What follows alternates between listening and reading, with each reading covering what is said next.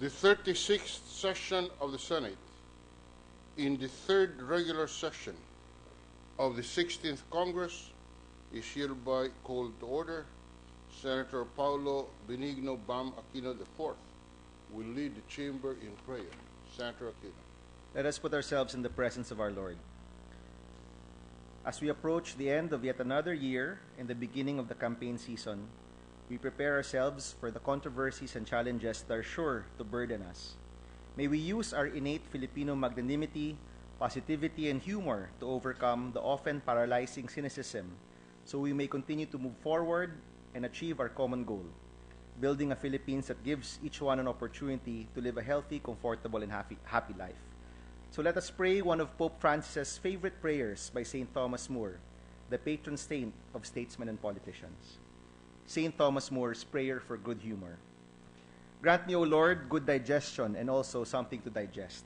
Grant me a healthy body and the necessary good humor to maintain it.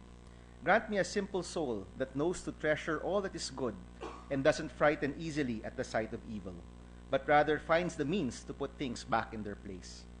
Give me a soul that knows not boredom, grumbling, sighs, and laments, nor excess of stress, because of that obstructing thing called I. Grant me, O Lord, a sense of good humor. Allow me the grace to be able to take a joke, to discover in life a bit of joy, and to be able to share it with others. Amen.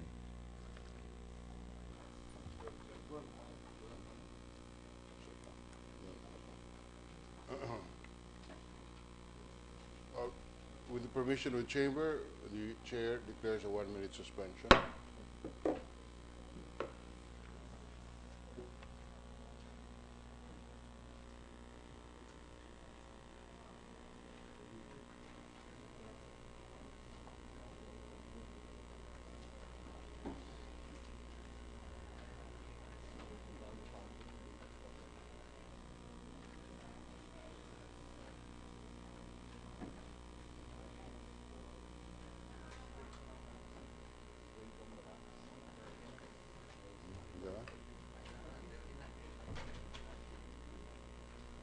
Session is resumed. The Secretary will call the roll.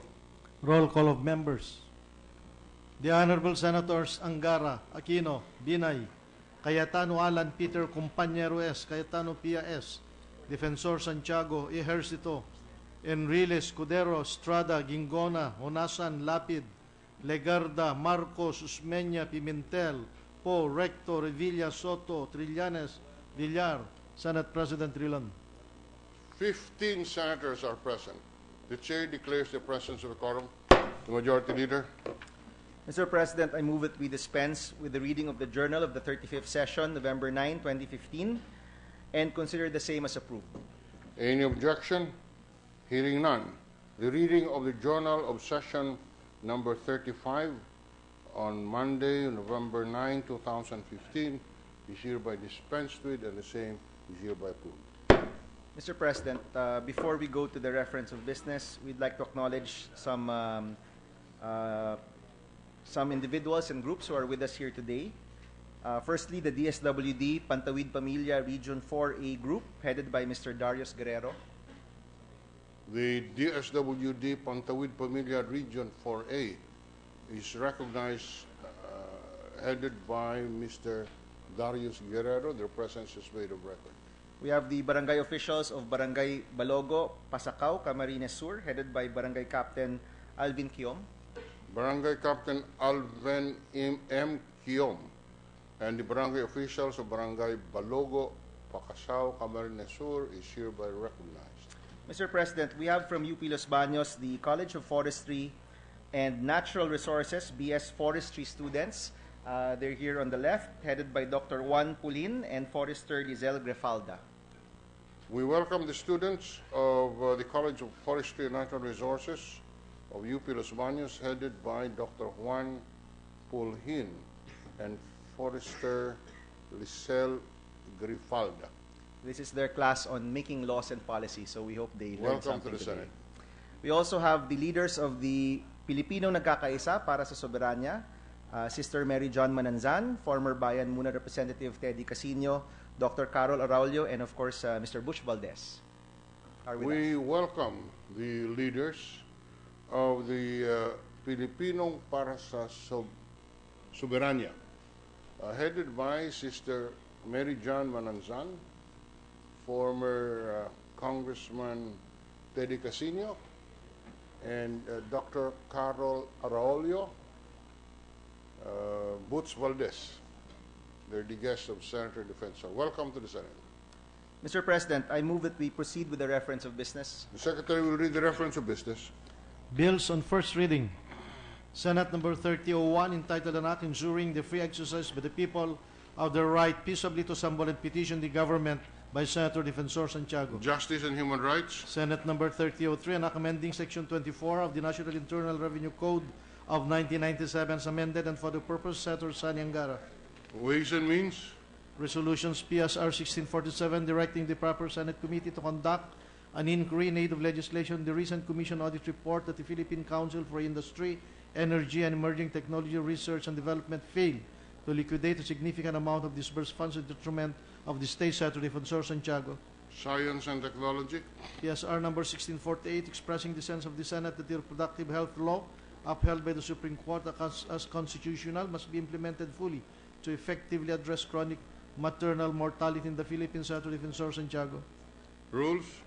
PSR number 1649, directing the proper Senate Committee to conduct an inquiry in aid of legislation on the recent Commission on Audit report that the medical assistance funds for indigent patients remained unutilized in 14 hospitals under the Department of Health in 2014 by Senator Defensor Santiago. Health and Demography. PSR number 1650, directing the proper Senate Committee to conduct an inquiry in aid of legislation on the Commission Audit report that 170 million pesos in Leyte Hospital supply contracts in 2014 were anomalous, Senator Defensor Santiago. Health and Demography.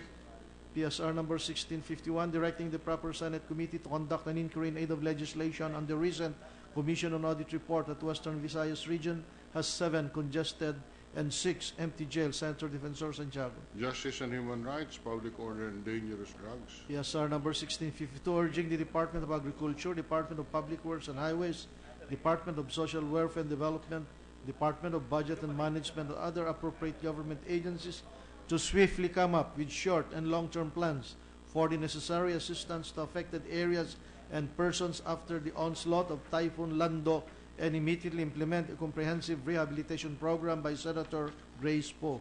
Agriculture and Food, Public Services, Public Works and Finance.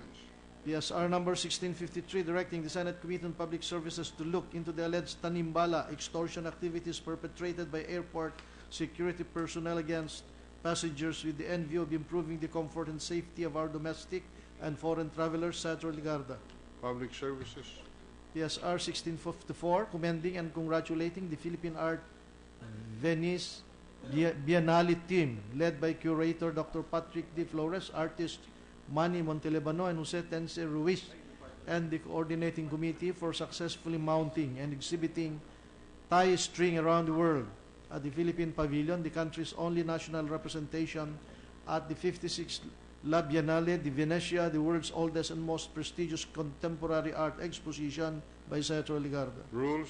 Committee reports. Committee report number 288, submitted by the Committee on Accountability to Public Officers and Investigations. The partial report by its committee on PSR number 826, introduced by Senator Trillanes IV, entitled Resolution Directing the Committee on Accountability to Public Officials and Investigations of the Senate of the Philippines to investigate in aid of legislation the alleged 1.601 billion pesos overpricing of the 11-story new Makati City Hall 2 parking building, the reported overpricing of the 22-story Makati City Hall building at average cost of 240,000 per square meter, and related anomalies purportedly committed by former and current local government officials and for the related purposes, recommending that adoption of its findings and approval of the same. Sponsor, Senator Ingona III.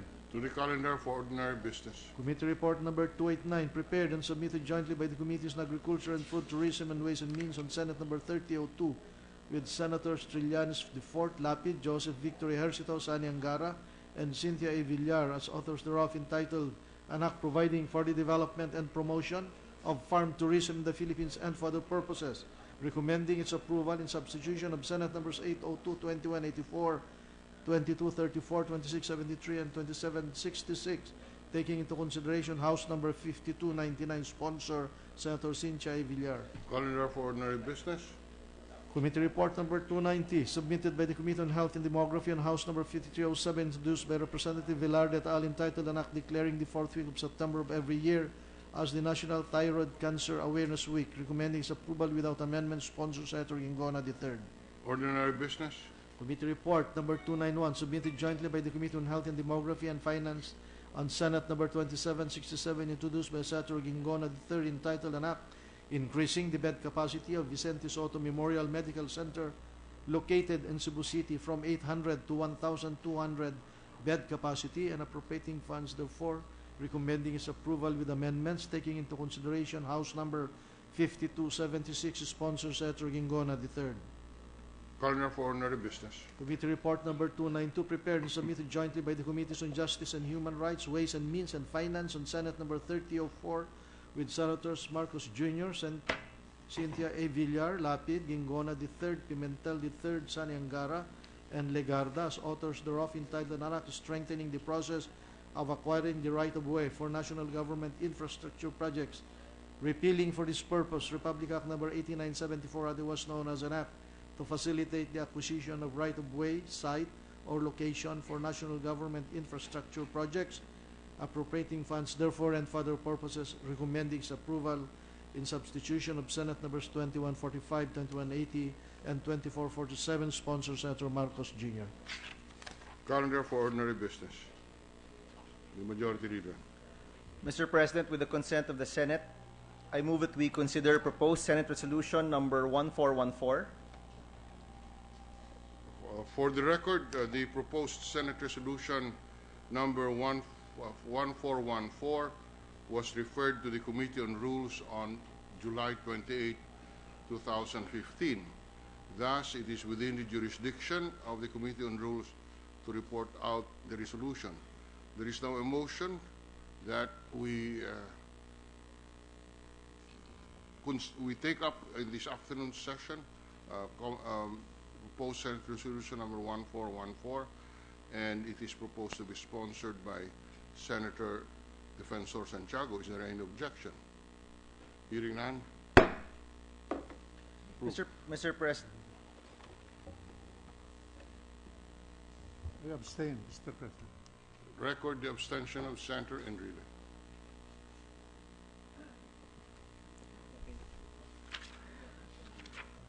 Mr. President, with the consent of the Senate, may we request the Secretary to read the title and text of the measure? Before we do that, Senator Trillanes wishes to be recognized and is recognized. Mr. President, just a parliamentary inquiry. Will we still go through the period of interpellation? Yes, Mr. President. that's correct. Yes. Well, thank you, Mr. President. Mr. President, there's a motion to just have the Secretary read the title and text of the measure. The Secretary will do so. Proposed Senate Resolution number 1414, resolution expressing the strong sense of the Senate that any treaty ratified by the President of the Philippines should be concurred in by the Senate, otherwise the treaty becomes invalid and ineffective. Mr. President, I move that we recognize Senator Miriam Defensor Santiago to sponsor the measure. Senator Santiago is recognized to sponsor the measure without any objection on the part of the Committee on Rules and the body itself. Is there any objection on the part of the President? The President is just presiding. It is the body that Admitting decides. the premises. That is the correct environment. Mr. President, may I have the permission of the Assembly so that I can turn this and Please face proceed. our Yes, colleagues? yes.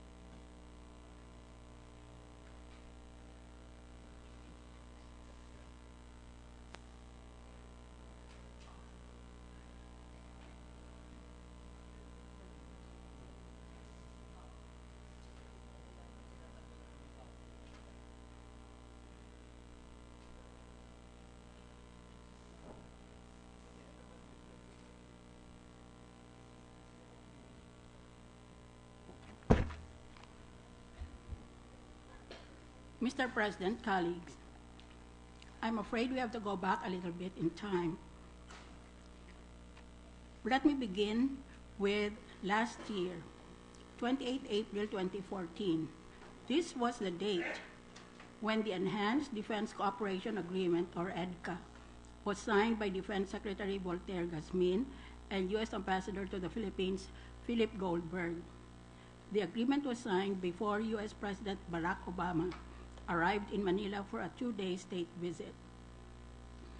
That month, following that month, May 2014, the first petition against the EDCA was filed in the Supreme Court, and some of those distinguished petitioners are here present, in addition to having been present during our committee hearing the past few months ago. That was the first petition. The second petition was filed virtually on the same date against EDCA in the Supreme Court. I have a summary of the EDCA petitions filed in the Supreme Court. In November 2014, oral arguments took place in the Supreme Court between the petitioners and the respondents. I have a summary of the Solicitor General's arguments.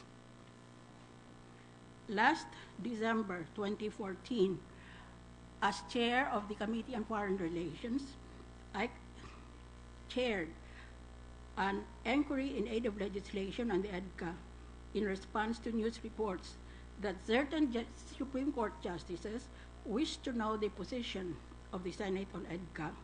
Some of our senators were there, Senators Angara, Marcos, and Cayetano.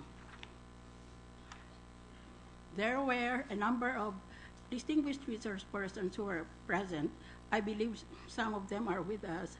Unfortunately, I've not been able to identify them correctly. But I have since sent a letter to all of you, my fellow senators, to sign a draft, quote, sense of the Senate, unquote, resolution on EDCA as co-author. From January to June, we circulated the resolution and asked the senators one by one if they wanted to sign the resolution as co-author. Most of the senators asked for time to study the resolution. In June this year, I filed this draft resolution entitled Resolution Expressing the Strong Sense of the Senate that any treaty ratified by the President of the Philippines should be concurred in by the Senate, otherwise the treaty becomes valid and ineffective. I sent a copy of my letter together with the draft resolution to the Chief Justice of the Supreme Court. This was in response to news items in the media that the Supreme Court justices had been expressing the thought among themselves on what the Senate feels about the legality of the proposed EDCA agreement between the two countries, the Philippines and the United States. So, in effect, therefore, even only unofficially, we have already furnished the Supreme Court with more or less an intimation of how the senators feel about this draft resolution. And now I'm afraid I will have to go into a little technical discussion of the resolution. But if at the period of amendments or even the period of interpellation, if there is a necessity, I shall be happy to discuss the present two petitions pending in the Supreme Court against the EDCA, and in particular, the arguments of the Solicitor General in favor of this EDCA. I believe that I have 12 of my co-authors here, and if that is so, then we are all authors of the resolution. On behalf of my 12 other co-authors, I have the honor to sponsor Senate Resolution number 1414 entitled, quote, Resolution expressing the strong sense of the Senate that any treaty ratified by the President of the Philippines should be concurred in by the Senate, Otherwise, the treaty becomes valid and ineffective. Sa madaling salita, hindi maaari ang presidente na bigla na lang magpipirma siya mag-isa niya kasama ng kung sino pa ang pinuno ng estado ng kung ibang bansa.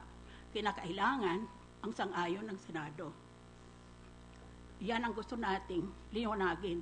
Pag hindi pumayag ang Senado, hindi maaari yung treaty maski napirmahan at na-ratify ng ating presidente.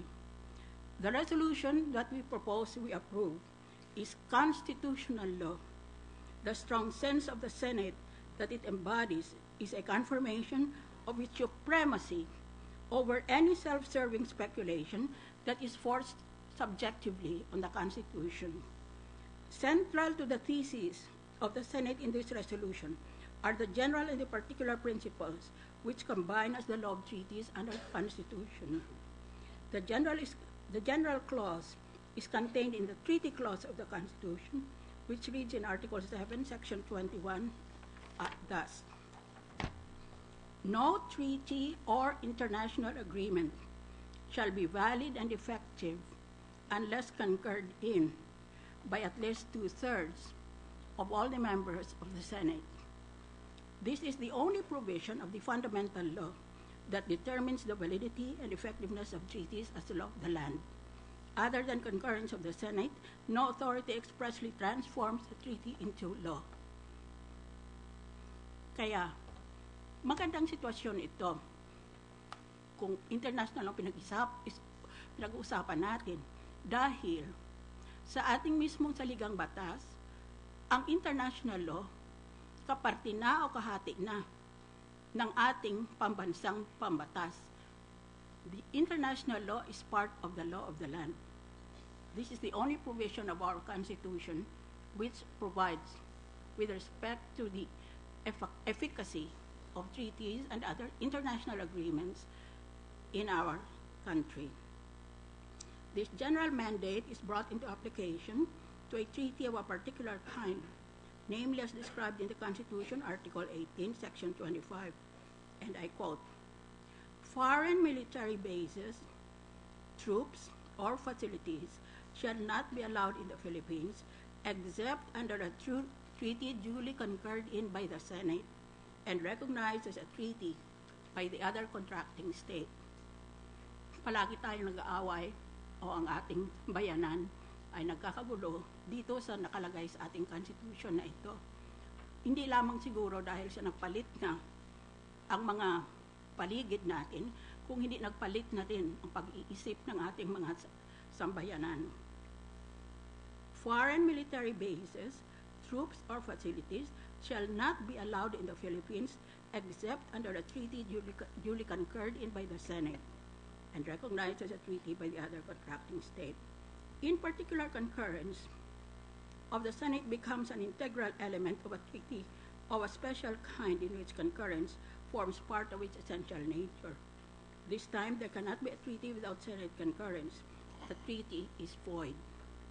Before the Supreme Court, even as I speak to you, is the constitutionality of the executive agreement concluded by authority of the President of the United States government entitled Enhanced Defense Cooperation Agreement, or EDCA. In defiance of the Constitution, Article 18, Section 25, EDCA is without question a prohibited treaty of foreign military bases, troops, or facilities concluded in the absence of Senate concurrence. The oral arguments presented on behalf of the Executive Department in the Supreme Court by the Solicitor General clearly describes the EDCA in the nature of, quote, foreign military bases, troops, or facilities, unquote, and thus constitutes a judicial admission that it is of the category that shall not be allowed in the Philippines except under a treaty duly concurred in by the Senate by authority of the Constitution, Article 18, Section 25. The textual, I am very sorry, but my physical attributes refuse to support me this afternoon. I shall try to speak slower in comparison, and I shall, after this, request the Secretariat to provide, independently of the journal, a copy of my sponsorship speech. The textual composition of EDCA in itself evidences that it belongs to the category of prohibited treaty. Namely, it is a treaty of foreign military bases, troops, or facilities without the concurrence of the Senate. That such a prohibited treaty has been concluded by the Executive Department as an executive agreement testifies to its inherently prohibitory nature under the Constitution by reason of EDCA's substantive provisions dealing with the establishment, location, stationing of the U.S. military forces, and storage of military facilities in Philippine territory.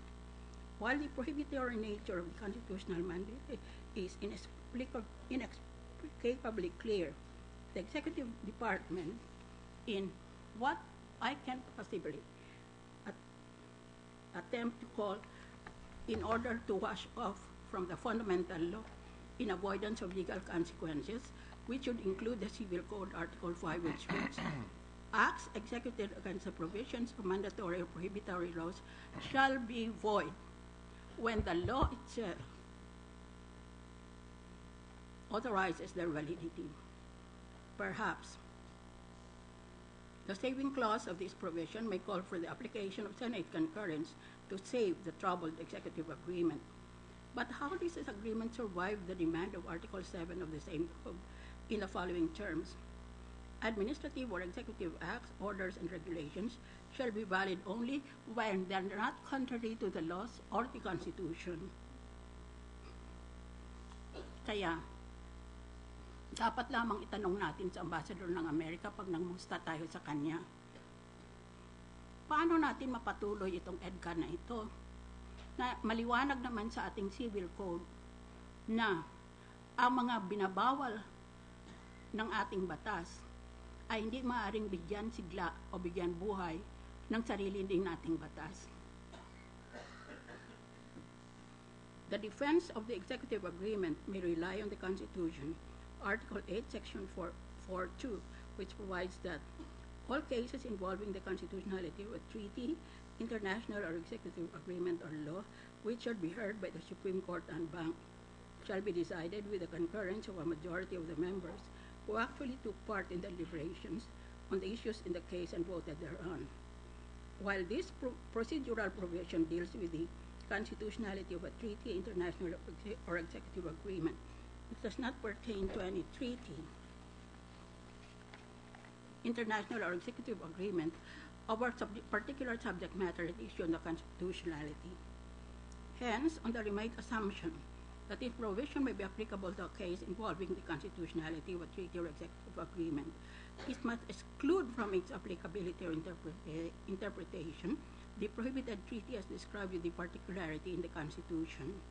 That is, the case of constitutionality of a treaty or executive agreement concerning foreign military bases, troops, or facilities. The prohibitory character of this provision must command supremacy over the general and ambiguous language of the Constitution. We begin with the confidence that your humble Senate Resolution number 1414 is an expression of constitutional law on the matter of critical importance to the integrity of the Senate and the honor of this Republic. It is on this premise that we believe with the same confidence that the Supreme Court, I understand very soon, any time, will consider this resolution with decisive concern. Mr. President, I'm ready for interpellation. Sa madaling salita, gusto ngayon ng ating administrasyon na ang nakalagay sa Constitution ay pwedeng gawin na isang kasulatan ng nagpirma. Hindi ang presidente natin at hindi ang presidente ng Amerika, kung hindi ang nagpirma ay ang ating cabinet member lang, the Secretary of Defense, at ang kabila naman ay ang ambassador lang of the United States to the Philippines. Kaya, ang pagtatanong lang ngayon ay ganito. Ito bang ginagawa ng administrasyon at nasa ngayon ay nakabinbin doon sa harap ng ating Supreme Court? Kaya, more or less, we are coming to a decision. It will either be like or against the decision of the Supreme Court. But in any event, we are prompted this afternoon by the report and inquiry that the Supreme Court wishes to know what are the sentiments of the Senate on this matter. I've already said that the language is very clear. There is no doubt. You cannot fudge this. Ibig mo sabihin, nakalagay sa ating Constitution, walang magagawa sa pamamagitan ng isang kasunduan ang sino mang opisyal sa Pilipinas na hindi muna pumayag ang Senado. Pagkatapos ngayon ay dire-diretso na lang silang pipirma nitong tinatawag nilang executive agreement na wala man lang partisipasyon ang ating Senado. Kapangyarihan ito na binigay sa atin ng ating saligang batas. Marunong ang mga gumawa ng saligang batas. Yung mga hindi pa natin naintindihan o naalaala na mga rason ay nagawa nila o naintindihan. Kaya gumawa sila nitong ating Constitution na saligang batas. Kaya kung ano yung nakikita natin sa Constitution, di yun ang sundin natin. Maliban lang kung gusto nating palitan ng Constitution, which is another thing. Mr. President, I'm ready for interpellation. Thank you very much, Senator Santiago. The acting majority leader is recognized. Senator Angara. Mr. President, Senator Trillanes wishes to conduct some interpellation. Senator Trillanes is recognized. Thank you, Mr. President. In lieu of an interpellation, Mr. President, I would just like to manifest my opposition, with all due respect to our esteemed colleague, to the adoption of proposed resolution 1414, because I believe the EDCA is not a treaty or international agreement. The EDCA was intended by the Philippines and the United States to be an executive agreement to implement the respective obligations under the 1951 Mutual Defense Treaty between the two countries, the 1998 Visiting Forces Agreement, which is a treaty concurred in by the Senate and which has been upheld by the Supreme Court, and the United Nations Charter, of which both the Philippines and the United States are signatories. In a matter of speaking, the EDCA is merely an implementing agreement which is intended to implement the rights and obligations already previously provided under the Mutual Defense Treaty, the VFA, and the UN Charter. No new rights or obligations are created under EDCA. The EDCA merely amplifies and provides implementing details as to how the parties may exercise such rights and obligations in view of the prevailing circumstances. The EDCA is no different from the Mutual Logistics Support Agreement, which was signed in November 2007, and this same agreement between the United States government and the Philippines was not ratified by this August chamber, and I believe most of the senators present here allowed such a condition. And in fact, the MLSA expired back in 2012 without having to go through the same scrutiny that we intend this EDCA to go through. So that's just the humble manifestation, Mr. President, of this representation. Thank you. In response to this question, may I say that I fully understand the genesis of this attitude about the EDCA, and that in response, further response, I may as well read my draft resolution expressing the strong sense of the Senate that this treaty should be ratified by the Senate before it becomes effective. Halimbawa, una, sinasabi na ito ay bunga lamang, is merely an implementing agreement. Bunga lang siya ng Mutual Defense Treaty. Obsolete ng Mutual Defense Treaty. Yun pa yung 1951, wala nang saysay yun. Pangalawa, na ito naman ay executive agreement. Samantalang nakalagay sa ating Constitution ay treaty. Kaya sabi niya, kung kailangan palang kailangan pala ang consent ng Senado sa treaty, pag tinawag mo na executive agreement, hindi kailangan ng consent ng Senado. Bakit nila ginamitan ng ibang salita? Ang sagot dyan ay ganito. The executive agreement is a lonely infant, wandering, unclaimed, and unloved in our Constitution. Hanapin mo sa umpisa hanggang sa dulo, walang executive agreement except lang yung provision na yon na binasa ko kanina. There is no other provision in our Constitution about executive agreement. It does not tell us what are its provenance, who are its parents, who proposed it, for what good purpose. Yan lang ang isa lang na provision sa Constitution ang nakalagay. Kaya hindi natin maintindihan kung anong ibig sabihin. Una, kaiba ba ang executive agreement sa treaty? Binasa ba natin ang Vienna Convention at the Law of Treaties? Dahil wala rin yan doon. Kaya sa paningin ng international law, wala itong executive agreement na ito. Meron ng presidente nag-issue ng executive order. Sabi niya, kaiba ang executive agreement sa treaty. Ang treaty ay hindi executive order at ang executive order ay hindi treaty. Yun ang sinulat ng presidente na yon. Ngayon, sa akin lang, very humble opinion, ibig lang sabihin nito na walang saysay ang tinatawag na executive agreement sa international law because it is not part of international law in the sense of being part of the law of the land such as the Philippines. Ngayon, tingnan lang natin sa Vienna Convention and the Law of Treaties, matitingnan natin kaagad-agad yon.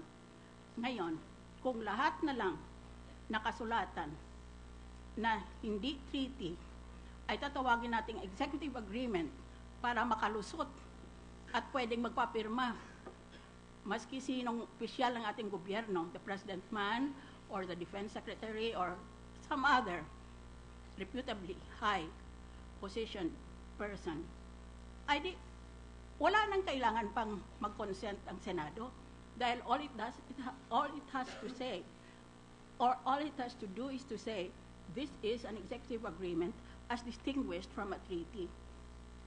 Ang distinction lang nila is, pag executive agreement, hindi kailangan ang Senado. Pag treaty, kailangan. You see? So we'll go around and around. That will be the effect of that argument. But we are already familiar with this kind of argument. It has been raised as early as the Mutual Defense Treaty, as late as the Visiting Forces Agreement, and we take it with goodwill.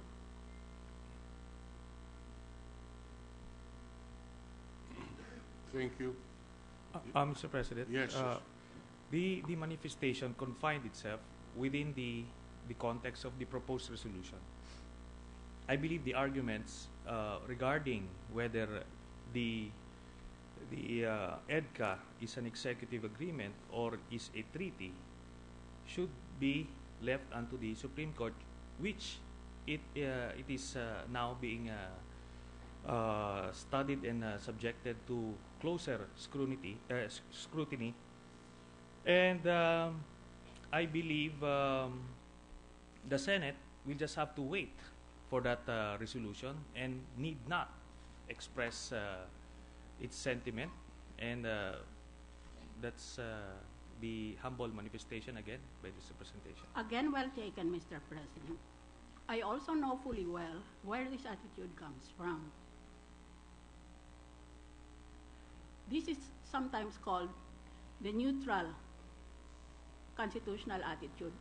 Basta constitution, wala nang sinabi pa ang legislative or executive branches. Kung hindi, maghihintay na lang sila kung anong sabihin ng gobyerno. Anong masama dito?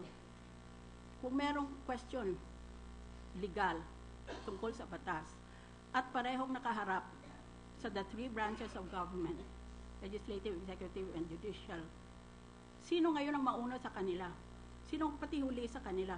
O tatlo sila magsasabing, unahan na lang tayo, kami ayaw namin eh. Kayo na lang kasi baka mali. That is the problem.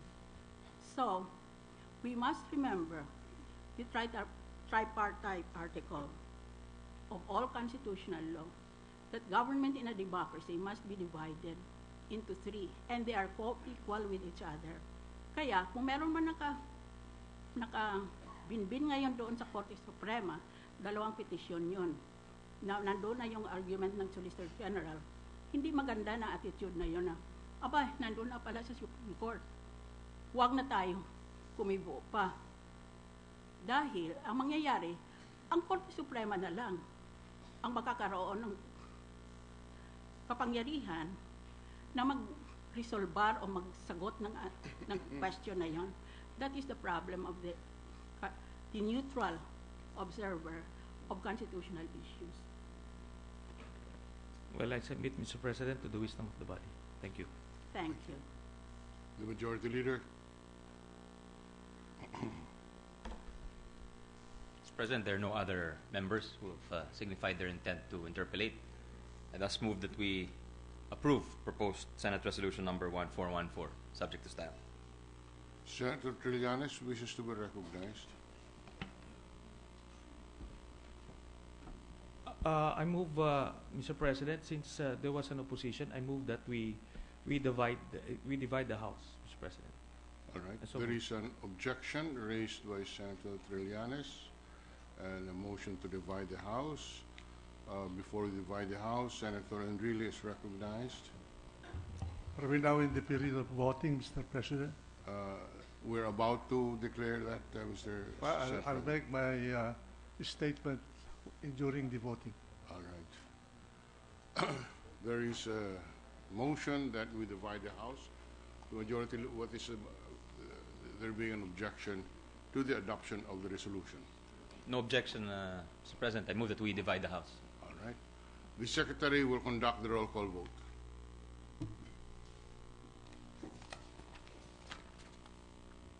Honorable Senators Sangara, Aquino, Binay, Cayetano Alan Peter Compañero S, Cayetano Pia S, Defensor Santiago, Ejército, Enrile, Senator Enrile is recognized.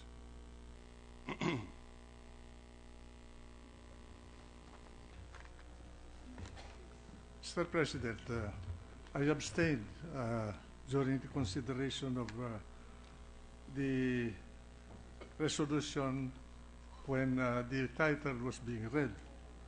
The reason being that I thought it was unnecessary to have this resolution, given the fact that it is merely a reiteration of Section 21 of Article 7.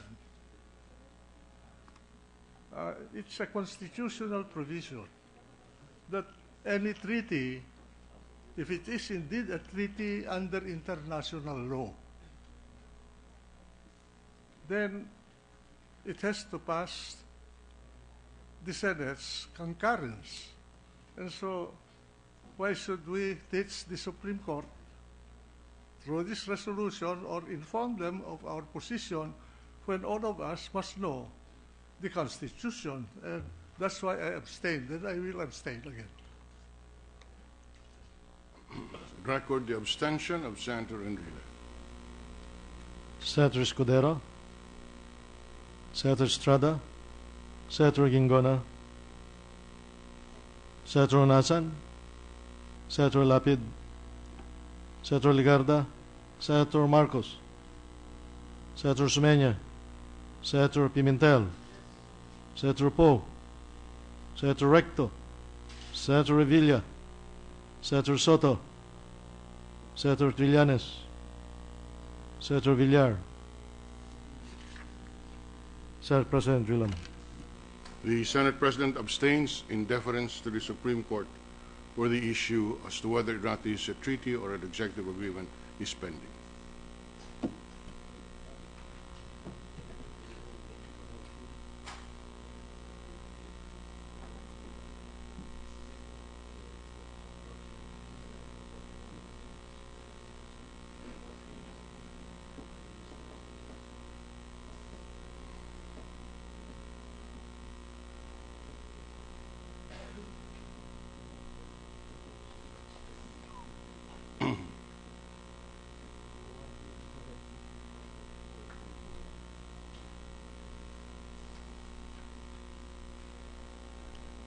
There are 14 affirmative votes, 1 negative vote, 2 abstentions. PSR number 1414 is approved on third reading.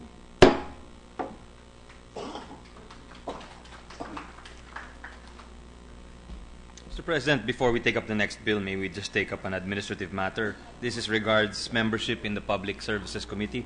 We've received a request that Senator T.G. Gingona take the place of Senator Lauren Legarda with her concurrence in the membership of the Public Services Committee. So move, Mr. President. Any objection? Hearing none, Senator Gingona is hereby elected as a member of the Public Service Committee in lieu of Senator Legarda, who has resigned as a member of that committee, and in lieu thereof, Senator Gingona is so elected. Mr. President, with the consent of the Senate, I move that we transfer Senate Bill 2999 under Committee Report 287 from the calendar for ordinary business to the calendar for special orders. Any objection? Hearing none, so transferred.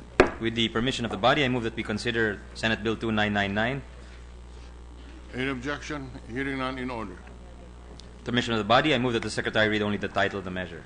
Secretary will read the title of the measure. Senate Bill number 2999, an act mandating the installation of speed limiters and setting speed limits for public utility buses and for other purposes. I move that we recognize Senator J.V. Ejercito to sponsor the measure. Senator Harrison is recognized to sponsor the measure. Mr. President, distinguished colleagues, this afternoon it's my privilege to sponsor a measure that advances the right of commuters toward a safer road and safer means of public transport.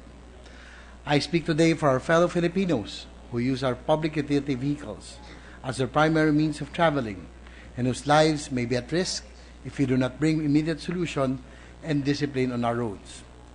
Mr. President, today I am pushing for the passage of Senate Bill number 2999 under Committee Report number 287, which mandates the installation of a speed limiter in every public utility bus. This is in substitution of Senate Bill number 2110, authored by yours truly, and Senate Bill number 1133 by Senator Antonio Trillanes IV, taking into consideration Senate Resolution number 445 and House Bill number 5911. This measure is a grave reminder to all of us that there is another road killer on the loose, the public utility buses, that threaten the lives of our daily commuters. Road accidents have increased in the past years. In 2013, the Philippine National Police recorded a total of 12,875 accidents. In 2014, it ballooned to 15,572. And in 2015, just for the months of January to July, our police has already recorded 13,366 accidents on the roads. In the same report, overspeeding is identified as one of the causes of these accidents. A study conducted by the UP National Center for Transport Studies, or UP-NCTS, in 2014 on the speed control of public utility buses revealed that bus drivers are considered to be the most exposed to risk. The study gives emphasis to the fact that a bus is 6 times more at risk than a car and 5 times more than a jeepney. It is with deep sorrow that I need to remind this honorable chamber of the Valisno, Don Mariano, and GV Florida bus accidents, which claimed lives and caused injuries to people and damages to property. These accidents prompted yours truly to file the speed limiters bill. The series of bus accidents and the aforementioned data tell us that road signs and speed reminders are being ignored to the detriment of the passenger safety. In addition to such negligence, another crucial factor is the slack enforcement and implementation of traffic rules. What better way to fix these gaps than to impose a solution which will leave the operators and the regulating agencies no choice but to implement what the law mandates, the mandatory installation of speed limiters. The study on speed control of buses conducted by the UP NCTS supports this proposed legislation. They cited in-vehicle device, such as the speed limiter, as one of the speed control options to regulate speed, thus curbing the fatalities on the road. The same study also attests to its success in terms of the effectiveness in compliance in other countries adopting such method.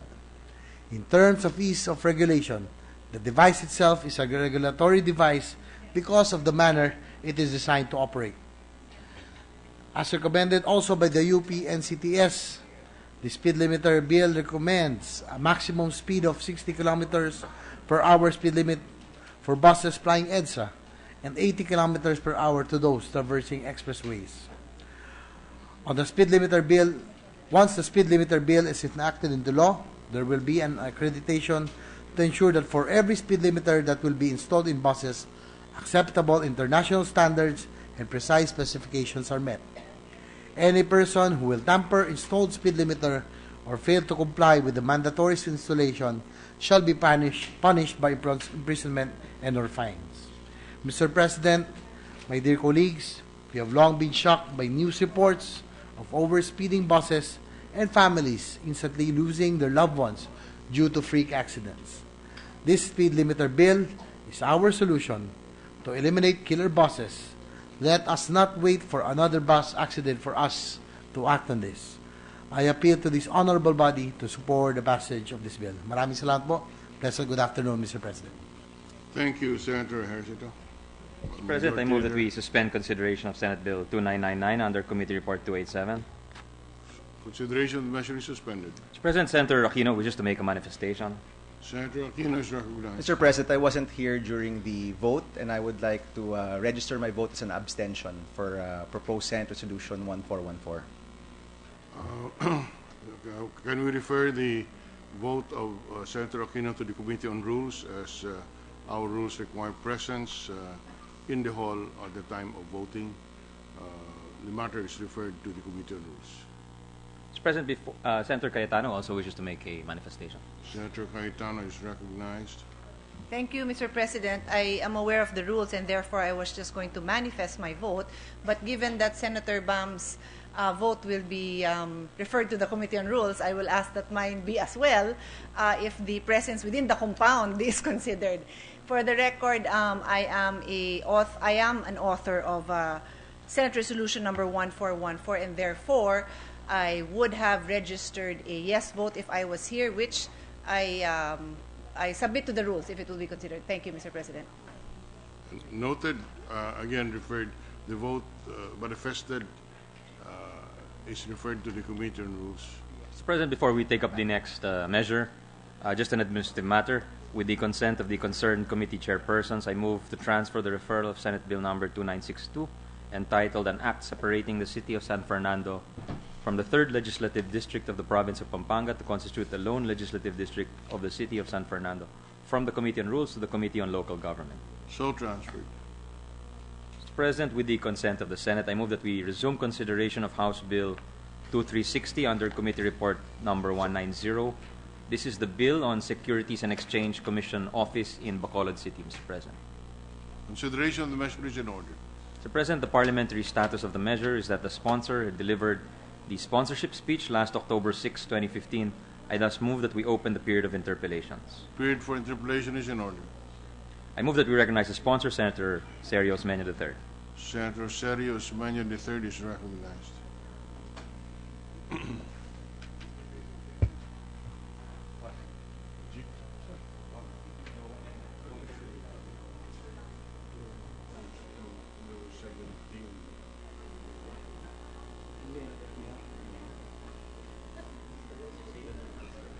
Thank you, Mr. President. The sponsor would like to manifest that no one has made any reservations to interpolate, and I believe it might be in order to close the period of interpellations.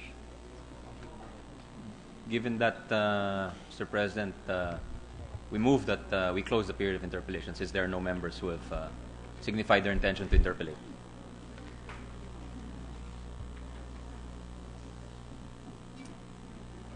Any objection?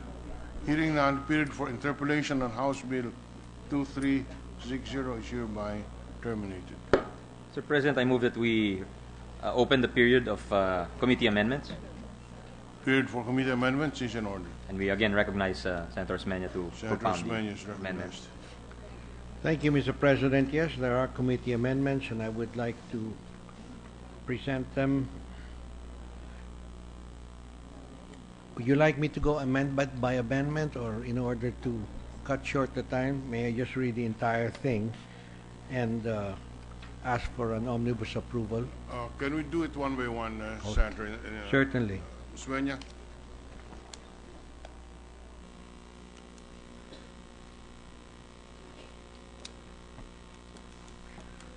First amendment would be on line 1 of the first page, section 1, to delete the sentence, "There shall be established a Securities and Exchange Commission," in parentheses, SEC office in Bacolod City. I submit, Mr. President. Any objection? None. And in its place, to insert the following title, period, "This act shall be known as the SEC Bacolod Office Law." I submit, Mr. President. Approved. On line 3, beginning with section 2, to delete the sentence, "The Secretary of the Department of Finance shall issue the necessary rules and regulations for the effective implementation of this act." I submit, Mr. President. Any objection? Here none. And in its place, to add the following, creation, period, "There shall be established a Securities and Exchange Commission office in Bacolod City," period. I submit, Mr. President. Approved. On line 6, section 3, the phrase "Secretary of the DOF," I move for its deletion. Approved. And in its place, organization, period, "The SEC," in capitalized, "shall immediately include in its programs the organization of the SEC office in Bacolod." This would also include deletion of the word "departments," '(s), and operationalization. So allow me to read the entire sentence, Mr. President.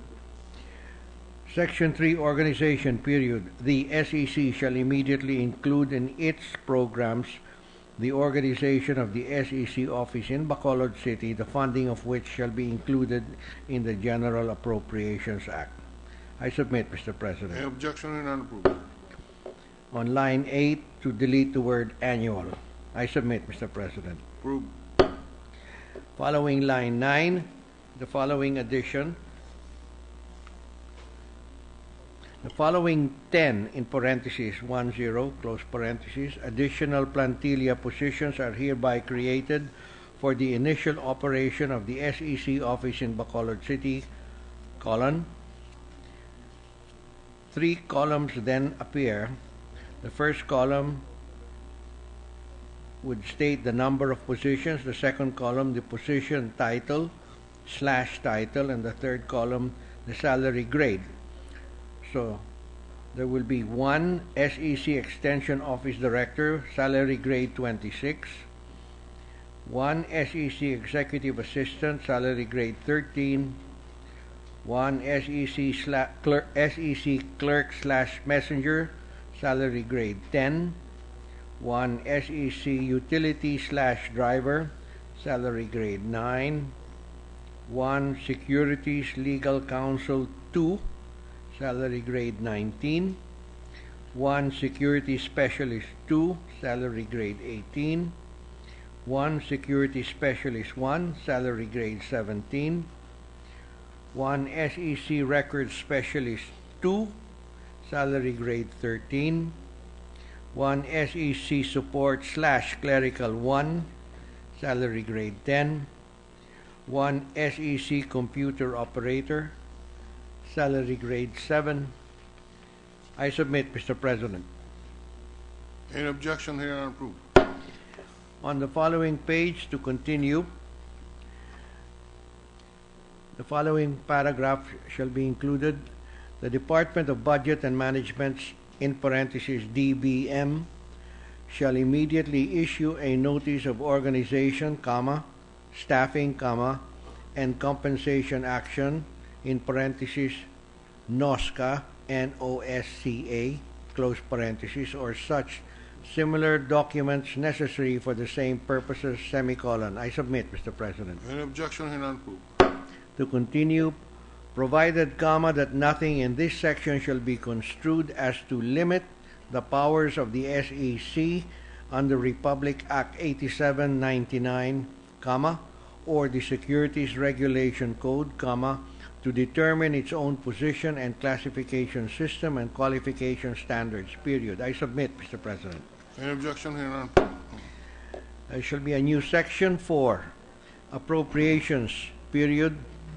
The sum of 10 million pesos, in parentheses PHP 10 million, close parentheses, in addition to the SEC's current annual budget and on top of its regular retention income as provided in the Securities Regulation Code, is hereby authorized to be appropriated to the SEC to finance the operation of the SEC office in Bacolod City for the first fiscal year after the effectivity of this act, period. I submit, Mr. President. Approved.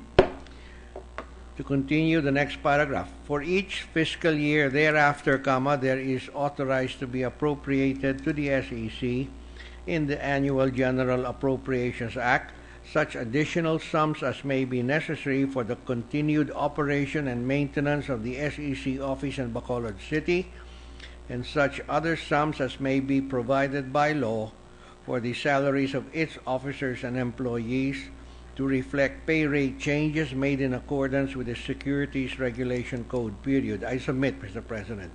Approved.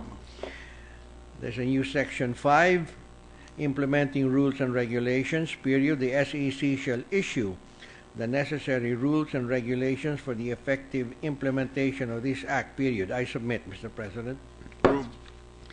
There shall be a new Section 6, separability clause, period. If any section or provision of this act shall be declared unconstitutional or invalid, the other sections or provisions not affected thereby shall continue to be in full force and effect, period. I submit, Mr. President. Any objection here and There shall be a new Section 7, repealing clause, period. All laws, decrees, and orders or parts thereof inconsistent herewith are hereby repealed or modified accordingly, period. I submit, Mr. President. Any objection here and On line 10, to delete the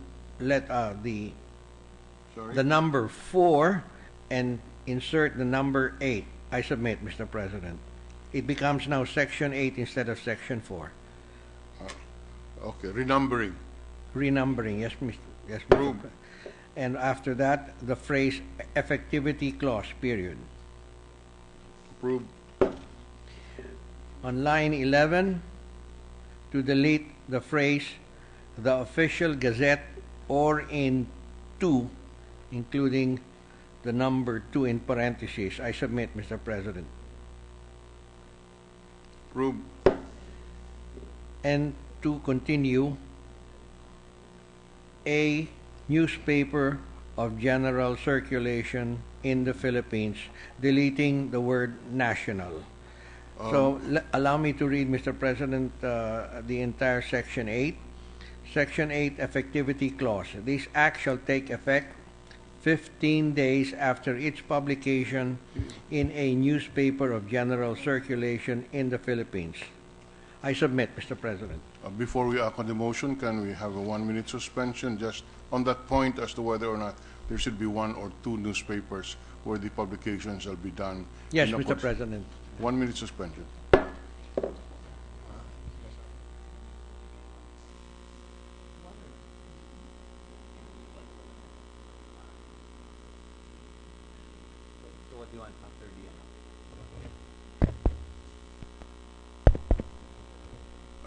Session is resumed. Would the sponsor be amenable to just having 2 newspapers of general circulation, as we always do in all the bills we pass? Yes, Mr. President, that shall be acceptable. So then it will now read, this act shall take effect 15 days after its publication in 2 newspapers of general circulation in the Philippines. Any I objection? submit. Any objection? Here, approved. Thank you, Mr. President. Mr. President, I move that we close the period of committee amendments. Any objection? Hearing none, so terminated. Mr. President, I move that we open the period of individual amendments. Period for individual amendments is in order. We have not received any request to submit individual amendments. Therefore, I believe that we can close the period of individual amendments. Period. Any objection? Hearing none.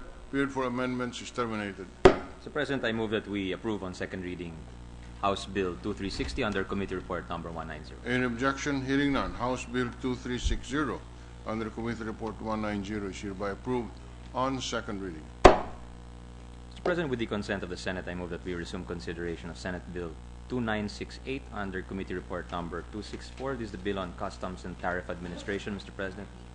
Any objection? Hearing none. Consideration of the measure is in order. Mr. President, the parliamentary status of the measures that the sponsor delivered the sponsorship speech last September 28, 2015, I thus move that we open the period of interpellations. Period for interpellation is in order. Mr. President, I move for recognition as the sponsor. The sponsor, Senator Sani Angara, is recognized. Mr. President, there are no members who have signified their intent to interpellate. I thus move that we close the period of interpellations. Period for interpellation on Senate Bill 2968 is hereby terminated. So, period, the committee needs some time to finalize the numerous amendments which are needed, so we move that we suspend consideration in the meantime of Senate Bill number 2968 under Committee Report 264. Consideration of the measure is suspended. Mr. President, I move that we adjourn session until 3 o'clock in the afternoon of Wednesday, November 11, 2015. Session is adjourned until 3 p.m. on Wednesday, November 11, 2015.